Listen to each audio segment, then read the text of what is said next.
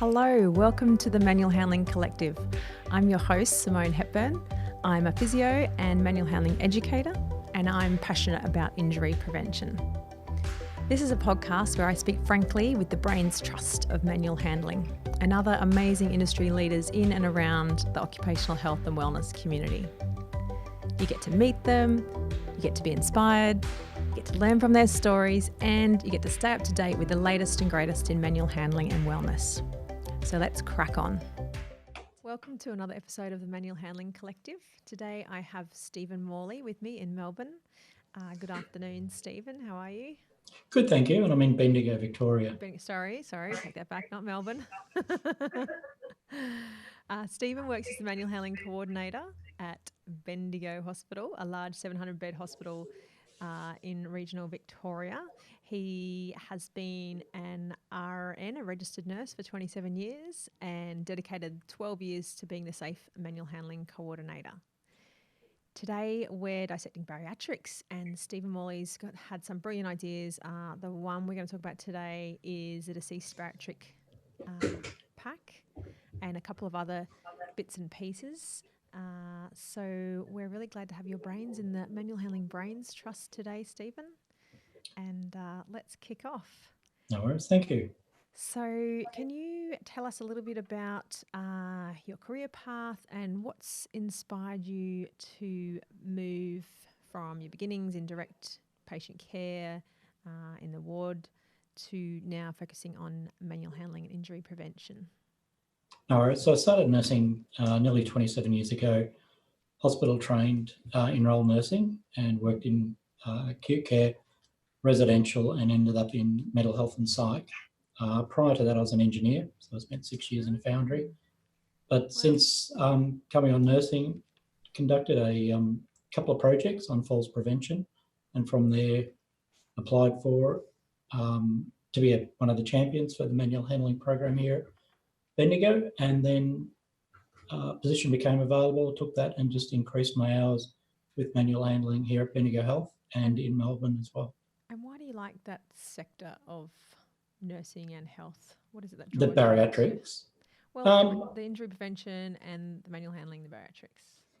To make a difference, to make it easier for staff, putting ideas forward, trying to problem solve some of the situations and instances that happen, and trying to provide dignity for the patient who's in here in the hospital. And so that's one less stress that staff and the patient have to worry about, just having the right equipment, the right training and the right resources for everyone to get on.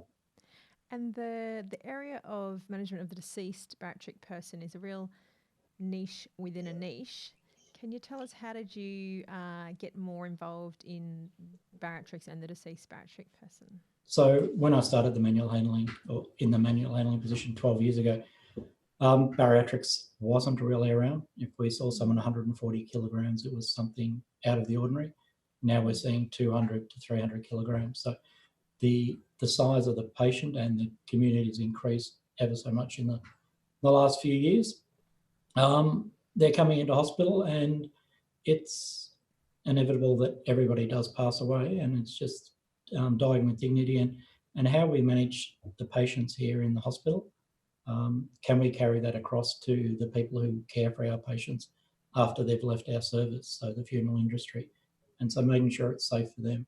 Yeah, that's a really important link, I think, and I'm really impressed of your work. I've read your article in the International Journal of Safe Patient Handling and Mobility about the deceased bariatric patient pack. That's where I first heard about it, and I'm impressed with that link between hospitals, the acute setting, and the mortuaries, and then the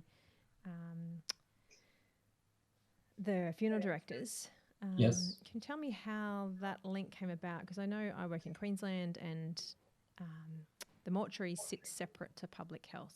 They have, they're still under Queensland Health, but they have their own unit, if you like, that's not attached to the rest. Is that, how does it work in Victoria, and how did that alliance come about? So we've got our own mortuary here, or cool room here. We used to do autopsies across the road at the old hospital, but we've got a mortuary here. with a full-time mortician, and they manage our deceased patients once they come from the ward, and they coordinate. They're employed by your hospital. They're employed by the hospital. Yeah, yep. ours is a little bit different. Yeah. So it was just knowing that we had a very unwell patient who was about 260 kilos, and I was just thinking how we can manage her on the ward and who looks after her next. So it's how we get that person down to the mortuary, how we manage to get them onto the undertaker's trolley, and how we get them into the coffin, or how they get them into the coffin. So it's trying to work together with finding out what was around and what was available, and there was limited stock or advice around. I know that the funeral industry is very much privately owned, so they will send one or two people if we notify them it's a larger person to manage and to shift a patient. Whereas if we've got the right equipment here, we can make it a lot easier. So that's sort of was worked in the background, developed the idea, contacted one of the companies for some equipment.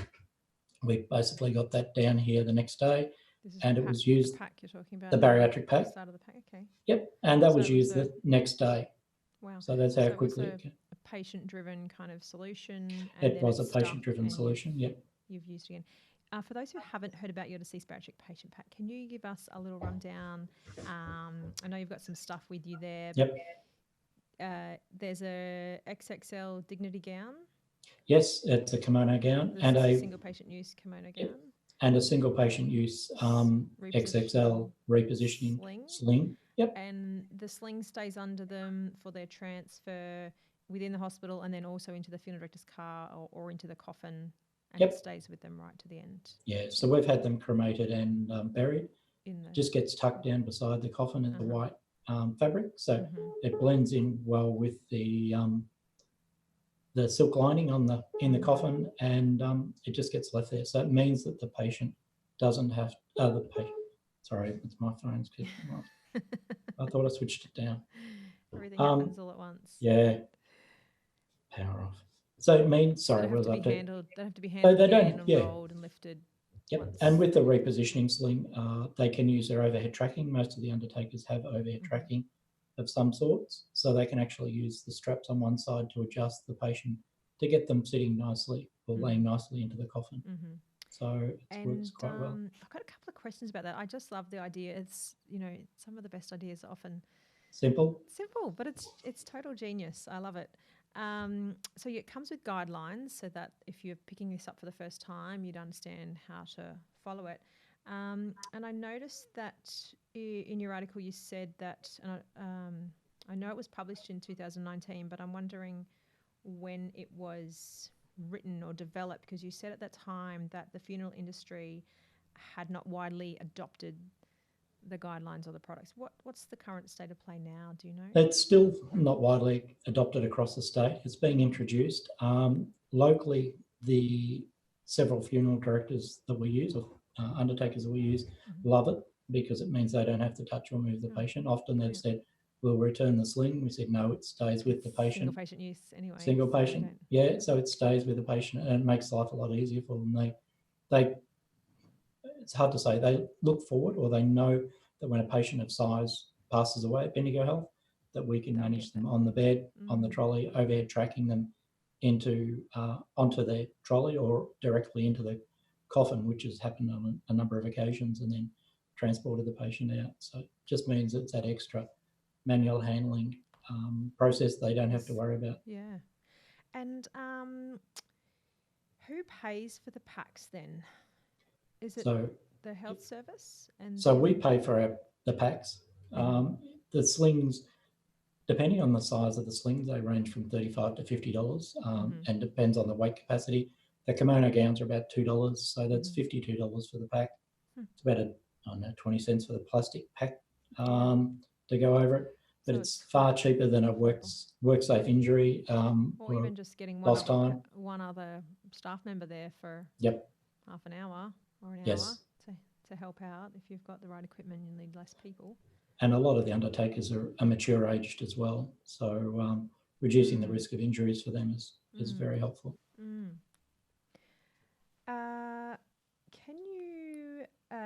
Is there anything else that you want to share about your hospital's journey in bariatrics? I know this is particularly about the deceased, but what else have you Yep. seen change in your area with managing So bariatrics?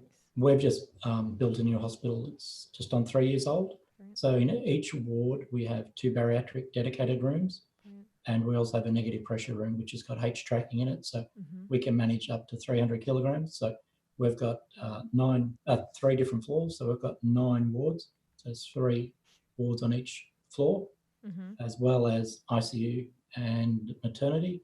So we've got capabilities of managing quite a few bariatric patients. And we seem to get a lot from outlying areas. So a lot of the smaller regional hospitals will transfer their patients of size or bigger patients into the hospital. So we seem to get a few.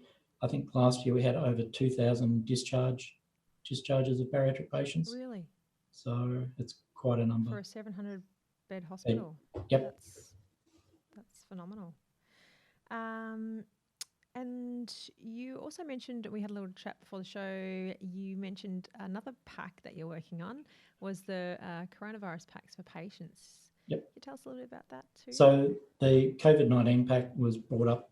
I just came back from leave and the story was fairly hot, and I know we've got capabilities, and we have had a couple of patients in here with COVID-19, and it's managing the patient post-death, so everything has to be clean and tidy. So we've got it's basically the bariatric pack with a body bag with it. So the patient will go in the body bag, kimono gown on, dignity gown on, then So the again, there's less body bag, and then all the the way through. repositioning sheet underneath, and so then the undertaker doesn't have to touch the external of the bag or anything else. He can just manage the patient a lot easier and without risk. Less So handling. it's great.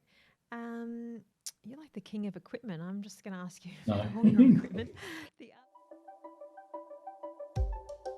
Haynes Medical Australia are innately curious, solution-focused and always keen to share expert insights on keeping staff and patients safe.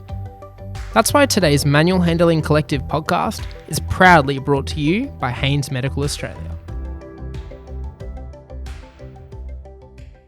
The other thing I wanted to talk about was your homemade bariatric simulation suit. I've seen photos, but I was hoping you might be able to tell us a little bit about that, how you made it, why you made it, what it's made of, and maybe at the end we can have a little demonstration and have a look at what it is for those who are watching on the YouTube channel. So I've got 2 bariatric suits. One's Barry and the other one's Obi. So Barry for bariatric and Obi for obese. They're both similar. So I'm not a seamstress, but with the cost of buying one from a company, and there's nothing wrong with those, they're about $3,000. Yeah, I've seen some, up to 4,000. Yeah, so I went to the local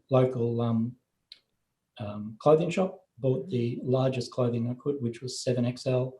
I used XL clothing underneath, and I sewed the clothing together and stuffed them with pillows and doonas to build out the suit.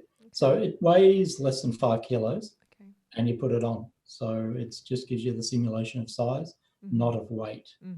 So there's no weight in it. The person who's wearing it can't risk injury to their joints when they're putting it on. But it brings people in view of what the bigger person has, the disabilities they come across. Looking around for personal hygiene, seeing their feet, trying to put their arms up or arms across the chest, and get down the stairs or we don't do that, but it's normally on bed tasks. But just the physical size of it. So I've made a few of them. So there's and some of the other people from the special interest group in Melbourne through the ANF have made a couple as well. So they're out there. So, And can you tell us a bit about how you use it in training? Does the trainer wear it or the trainee wear it? Because I've read a bit of research from the International Journal of Safe Patient Handling and Mobility, the American journal. Well, it's not American now, it's international. International, yes. Yes. Suggesting that it was better for the trainer to wear it. But yeah, I personally got a lot out of wearing one at a conference. I tried it on, walked around and got a really good sense of, I, like you I said, how to generally move. I generally do. pick this. I generally pick the smallest, skinniest person Mm-hmm. in the room, Yep. and get them to put it on. So it gives them the idea. Or if a staff members wants to try it on, they can. I think there's only one staff member that it didn't fit, or one person that didn't fit. They're of size anyway, and it's just clothing inside clothing, so it's difficult to get on. But yeah, normally give it to somebody and they put it on, and we simulate some of the activities, them getting them up off the floor, rolling them in bed, using slings, lifting machines, tracking, So good. and yeah, just normal everyday functions. So Yeah. it's quite a good little suit. Excellent. I really want to buy one or make one maybe now. Make one. It's easy. If I can do it, anybody can. My next question is just about bariatric patient stories, because I know we learn a lot through patient stories. Do you have any particular stories that are really memorable or things that have changed your practice? Try to treat all patients with dignity. We had one of recent who asked on one of the wards when this gentleman came in. He asked to see me, so I went to see him. I didn't know who he was, and he'd lost 120 kilograms since the last time I'd seen him. So he's thanked me very much previously for the stuff that I'd done, getting the right bed, right chairs, right equipment for him, and everything like that. Wow, and he wanted to tell you his one of the story. So thank you. But this time when he came into hospital, he got the standard bed, the standard chair, the standard room, and he said, "This is not as comfortable as the other bed." And I said, "Because you're not big enough, you don't get it." So it's always nice when you get a positive feedback. But he wanted getting to to know upgrade back to the bigger mattress. Yeah, that's what he said. But it's always nice getting positive feedback from the patients, getting them well to go home. That's the idea of the hospital, and manage them when they're unwell. And the first time we used the deceased pack, that the family had no idea what went on behind the backgrounds. The staff had some idea, but everything went smoothly. Everybody was treated with dignity. The relatives thanked everybody for their care, both while this lady was alive and post-death. And the undertakers had really good feedback. So that was really nice to come out and try it once, and it worked really well. So yeah, because it's hard to measure, isn't it, when you're preventing something from happening? It's the whole conundrum with preventative health. You can't measure it because you've prevented it. It's not. It's not happened to measure. Yeah. Well, I'm hoping lots of people listening to this story might consider getting some deceased bariatric patient packs in their hospital, because I just think it's brilliant. Okay, the other part I wanted to tap into with all your years of experience is a lot of our listeners in manual handling, like you, work for large organisations, and we know there's so many challenges out there to making a difference. So how do you approach it, and how do you keep your energy up and your enthusiasm to push on and keep doing what you do? Generally, I love my job. I love knowing what I can do and can't do. It's nice to have the small wins, getting things right, doing training sessions and people saying, "Oh, I've done this before at St. Elsewhere." And yep, no worries, fine. At the end of the day, just tell me if you didn't learn anything. And it's normally something they've learned, or they've come back and they've said, "We've really taken this onto account. This is really good education. I learned this today. It's been really good." Some of the other people that I've had been nursing for quite a while, and other health professions, never done any manual handling training. So getting them and just showing them the right way of doing things, the consistent way of doing things, really does help. So that's one thing. So you get coming energy, in, you get energy from your learners, the feedback and feedback from managers and staff. I generally do rounds most days on the acute campus, so staff know this is a problem. They ring me, sort it out, gets fixed. It doesn't go any higher. It doesn't escalate to an injury. So they're knowing that they've got that good resource makes me feel important, or wanted and needed.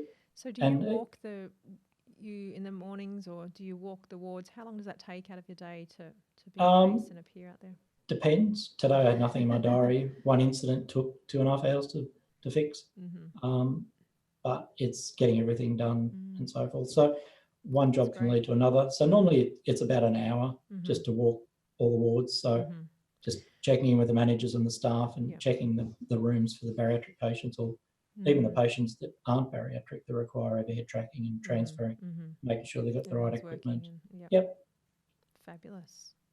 Sounds like you're really in touch with your people. It's Yeah. really Having good management is good too, and good support. And it's a very autonomous job. So, I get to plan my day out to what I want generally most times, and one incident or one question or one bit of help required can lead to a whole other tasks of nip it in the bud early and prevent the injury. That's what we're trying to do. So yeah. Great. I like that approach. The other question I have for you, I know you presented at the American Safe Patient Handling and Mobility Conference, or is that that's an international conference too? Isn't Yes. it? So yeah, that was. American. It's in America. And they did that. Atlanta. Is it every second year? Yeah, but I haven't seen one advertised. So that was the first international 2018 one. was the one. Yeah. So there should have been. Well, I don't know what's happening at the moment. Yeah, it might be on hold at the moment in America. But what was it like over there compared to what you see at Australian conferences? It's a lot bigger scale, isn't it? And it was. What would you pick up? Would you recommend it to others to go over there and see it, but also incorporate going to see another hospital or trying to get in to another hospital to see what they're doing. The equipment was fairly similar. They do have a lot of newer equipment, but the way they do things, I still think here in Australia we do things a little bit better. That's my opinion. I was able to show them some tricks and techniques. Okay. They were saying we had a couple of sessions there where we had to do scenarios, and they were moving somebody on a bed and they were using a slide sheet. I said, no, we need two. And they said, oh, we've only got one. So go to my bag, pull out one. Here's the second one. And using two slide sheets to move somebody. So they're doing that. They did get funding quite a while ago to put overhead tracking above every bed in their acute care settings. Wow. Thought that was great. However, their usage of it and their manual handling is still a little bit behind in some areas.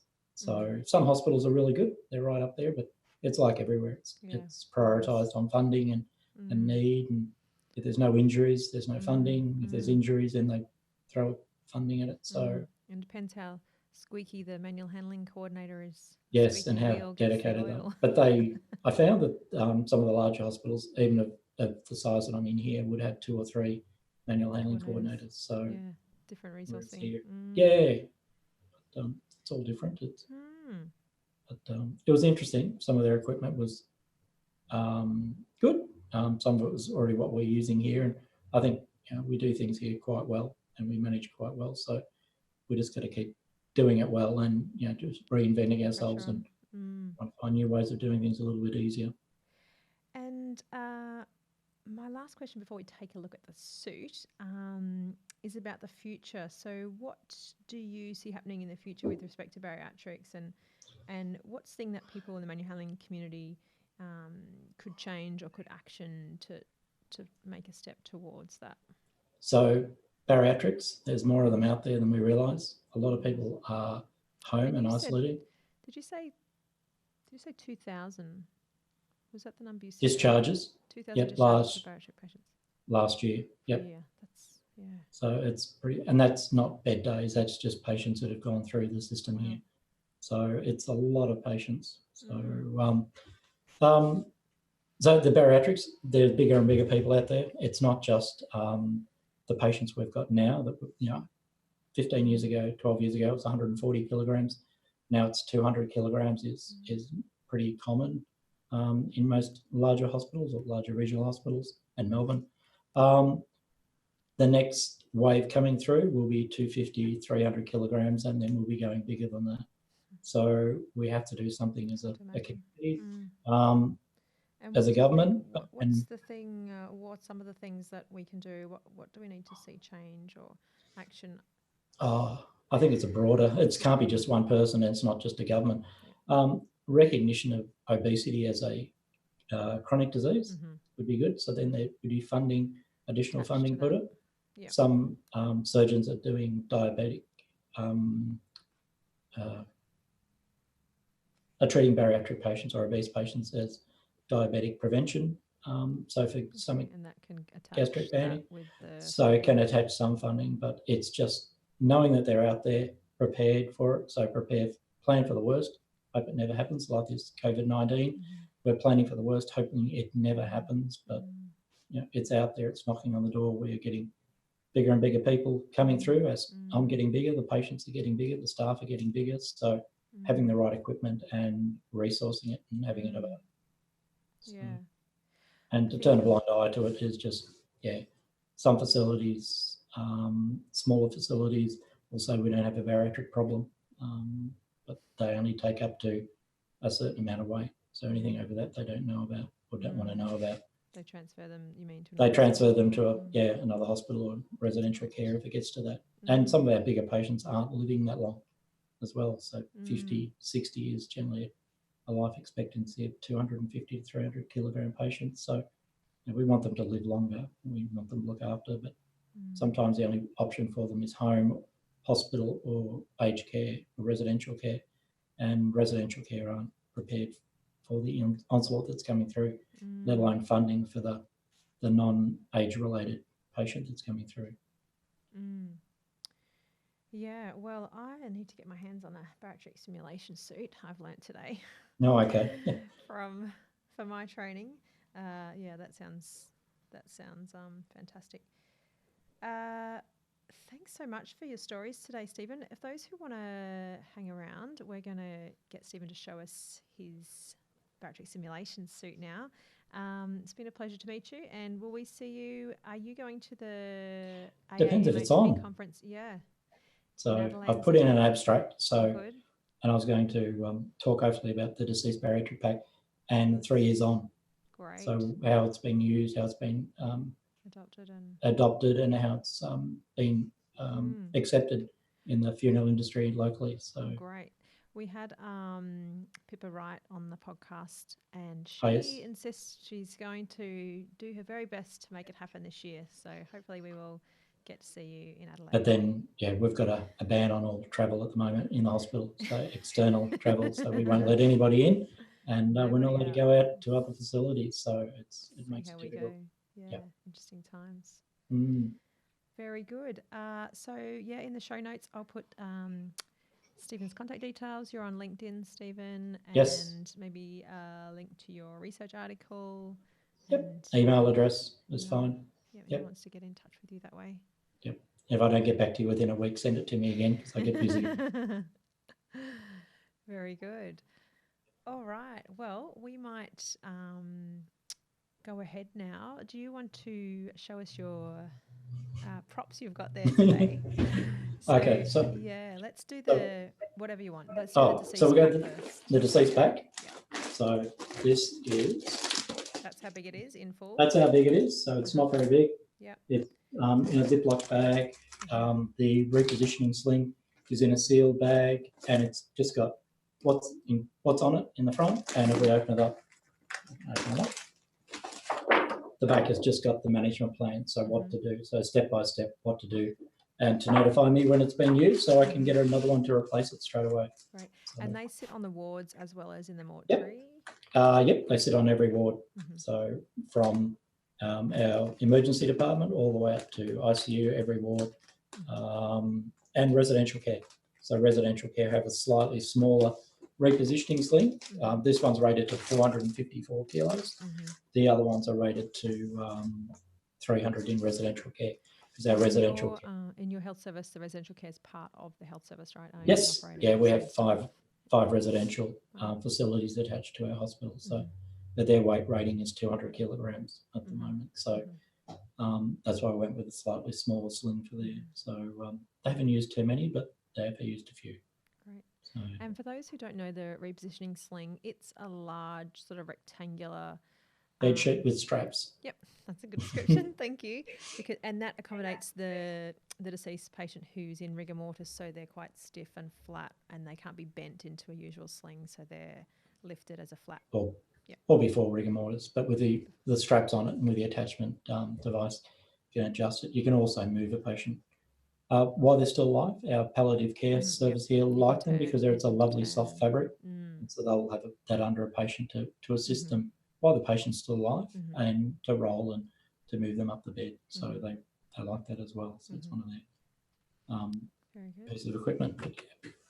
So And the COVID-19 version So- just has a body bag with it? Yep, so the COVID-19, so I've just put that into, where is it, a yellow, so infectious.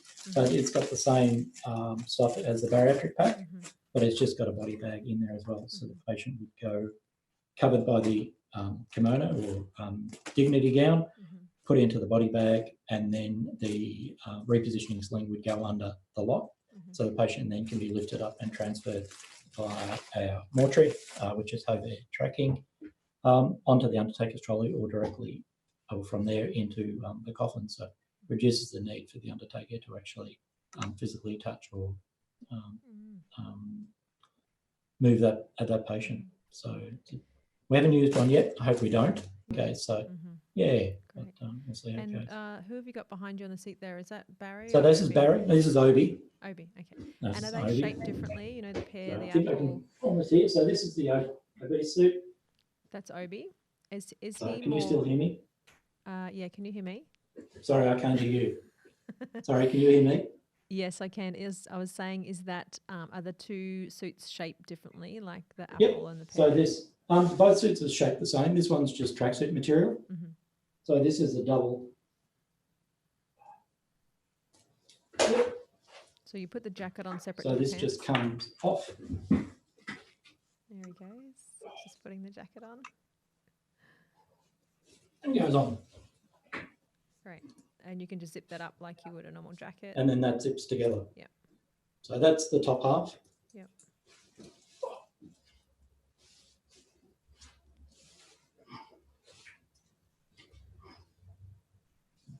So you put a jacket over a jacket. And they're the tracky pants. Uh-huh.